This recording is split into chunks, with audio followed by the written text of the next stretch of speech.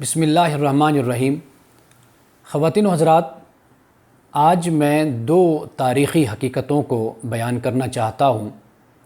یہ دو تاریخی حقیقتیں ایسی ہیں کہ جن کا انکار کوئی بھی نہیں کر سکتا، کوئی مسلم ہے یا غیر مسلم، کوئی کسی بھی جماعت، گروہ اور مسلک سے تعلق رکھتا ہے، وہ ان دو تاریخی حقیقتوں کو تسلیم کرتا ہے۔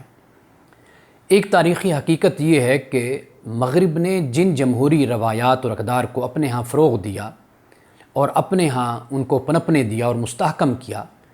ان جمہوری روایات اور اقدار کو اس نے غیر مغربی ممالک میں پنپنے نہیں دیا، یعنی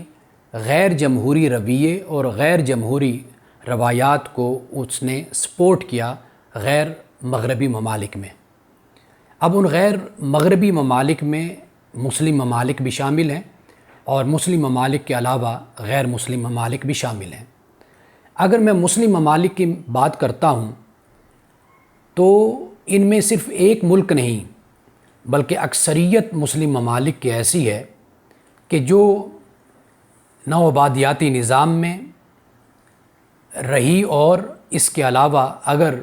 کولونیلزم کا حصہ نہیں رہی تو وہ مغرب کے اور امریکہ کے جبر میں اور ان کے تسلط میں ضرور رہی ہے۔ اگر میں بات شروع کروں ایران سے، آپ دیکھیے کہ 1891 میں جو ایران کی تمباکو کی صنعت تھی اس پہ برطانیہ نے قبضہ کر لیا، اور 1950 یعنی 50 کی دہائی میں ہم دیکھتے ہیں کہ مصدق کہ جو وزیر اعظم بنتا ہے ایران کا، تو شاہ ایران سے وہ مطالبہ کرتا ہے معاشی اصلاحات کا اور جمہوری اصلاحات کا، لیکن یہ جمہوری اور معاشی اصلاحات امریکہ اور برطانیہ کو پسند نہیں آتی۔ آخرکار جب مصدق استعفیٰ دے دیتا ہے تو عوامی دباؤ سے پھر اسے وزیر اعظم بنایا جاتا ہے، لیکن امریکہ اور برطانیہ ایران کے حالات کو اتنا خراب کر دیتے ہیں کہ اس کے بعد مصدق سے شاہ ایران استعفیٰ لیتا ہے اور فضل اللہ زاہدی کو ایران کا وزیر اعظم بنا دیا جاتا ہے۔ اسی طرح ہم مصر کو دیکھتے ہیں کہ مصر میں 30-40 سال عرصہ تقریباً حسنی مبارک صدر رہتا ہے، اور آپ یہ دیکھیے کہ وہ 30-40 سال کا جو عرصہ ہے وہ مغرب کی ہی سپورٹ سے، خاص طور پر امریکہ کی سپورٹ سے ہی وہ گزارتا ہے۔ اب ایک سوال یہ پیدا ہوتا ہے کہ آخر امریکہ یا برطانیہ یا دیگر ممالک آخر آمروں کو سپورٹ کیوں کرتے ہیں؟ اس کی ایک بنیادی وجہ یہ ہے کہ مغرب کے دو مفاد ہیں یا دو مفاد تھے، ایک سیاسی مفاد اور ایک معاشی مفاد۔ سیاسی مفاد اس وقت یہ تھا کہ سوویت یونین کا خاتمہ مغرب چاہتا تھا، اس لیے سوویت یونین کے خاتمے کے لیے وہ حکمران ان کو راس آئے کہ جو حکمران عوام سے منتخب ہو کر نہیں آئے تھے، یعنی وہ آمر اور ڈکٹیٹر تھے، اور ڈکٹیٹروں کو اور شاہوں کو یہ فائدہ تھا کہ وہ مغرب کو اس مقصد کی خاطر ایکسپلائٹ کر لیتے تھے۔ جس طرح شاہ ایران کے بارے میں آتا ہے کہ وہ امریکہ اور برطانیہ کو اس بنیاد پر ایکسپلائٹ کرتا تھا کہ اگر آپ میری بات نہیں مانیں گے یا میرے اقتدار کو مستحکم نہیں کریں گے اور میری مدد نہیں کریں گے تو میں سوویت یونین کی طرف چلا جاؤں گا۔ تو اس طرح ایک تو مقصد یہ تھا سیاسی کہ سوویت یونین کا خاتمہ چاہیے، اس لیے اس مقصد کی خاطر ہر آمر کو ساتھ شامل کیا گیا، اور اتفاق سے ان دنوں میں پاکستان میں بھی ایک آمر کی حکومت تھی۔ اور دوسرا مقصد تھا آئل کا، یعنی تیل پر قبضہ۔ آپ اس مثال کے لیے عراق کو سامنے رکھ سکتے ہیں۔ آپ دیکھیے کہ 1980 سے لے کر 1988 تک صدام حسین کی حمایت امریکہ کرتا ہے، صرف حمایت نہیں کرتا بلکہ ایران کے مقابل اور اس کے خلاف ہر طرح کی سپورٹ کرتا ہے، اور جب اس آمر سے، صدام حسین سے امریکہ کام لے لیتا ہے تو اس کے بعد ویپن آف میس ڈسٹرکشن کا الزام لگا کر عراق کو تہوبالا کر دیتا ہے، برباد کر دیتا ہے۔ ایران کے بارے میں یہ کہا جاتا ہے اور یہ تاریخی حقیقت ہے کہ اگر ایران میں جمہوری روایات فروغ پاتی تو کبھی امام خمینی کا انقلاب نہ آتا۔ اس طرح بہت سے اسلامی ممالک ہیں جن کا نام لیا جا سکتا ہے جس میں مصر کا ہے، ایران کا ذکر کیا جا سکتا ہے، عراق ہے، لیبیا ہے، تیونس ہے، الجزائر ہے، فلسطین ہے، افغانستان ہے، بہت سے ممالک ہیں کہ جہاں پہ مغرب نے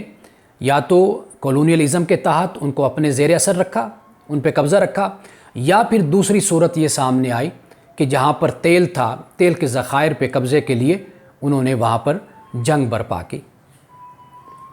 ایک تو یہ تاریخی حقیقت ہے، لیکن اس کے مقابل میں ایک اور تاریخی حقیقت ہے کہ جس کو مد نظر رکھنا ضروری ہے،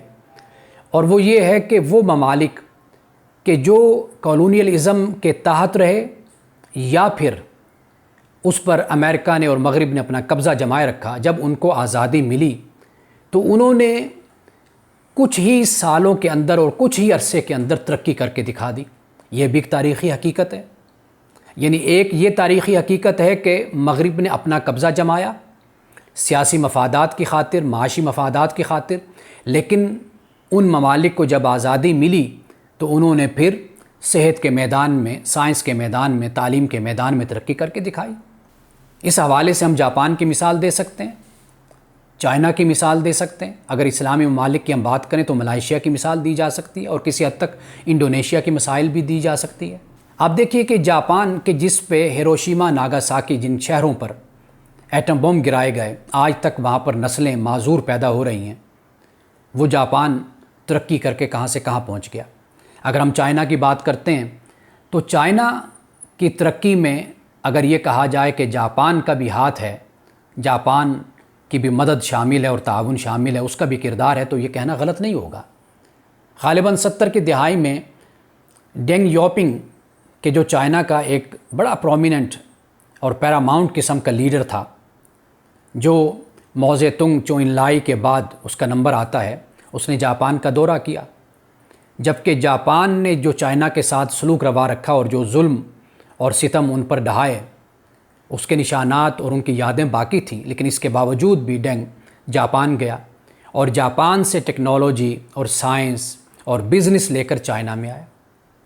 تو یہ بھی ایک تاریخی حقیقت ہے، یعنی وہ قومیں کہ جو جبر و ظلم کا، ستم کا نشانہ بنی، اور جب ان کو موقع ملا اٹھنے کا، آزادی کا اور ترقی کرنے کا، انہوں نے پھر ترقی کر کے بھی دکھائی۔ جاپان کی زمین سے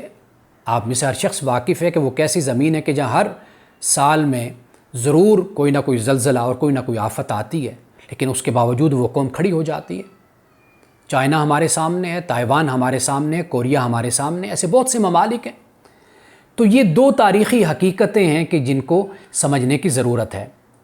بالعموم اسلامی ممالک اور بالخصوص میں پاکستان کی بات کرتا ہوں کہ ہماری آزادی کو تقریباً 75 سال ہونے کو ہیں، تو آخر کیا وجہ ہے، کیا سبب ہے، کیا عامل ہے کہ ہم اس طرح ترقی کیوں نہ کر سکے جس طرح ان ممالک نے ترقی کی جو ہمارے بعد آزاد ہوئے؟ یہ ایک سوال ہے، اس لیے کہ ہماری اس تنزلی اور اس پستی اور پیچھے رہ جانے کا کوئی خارجی عامل اس وقت موجود نہیں ہے۔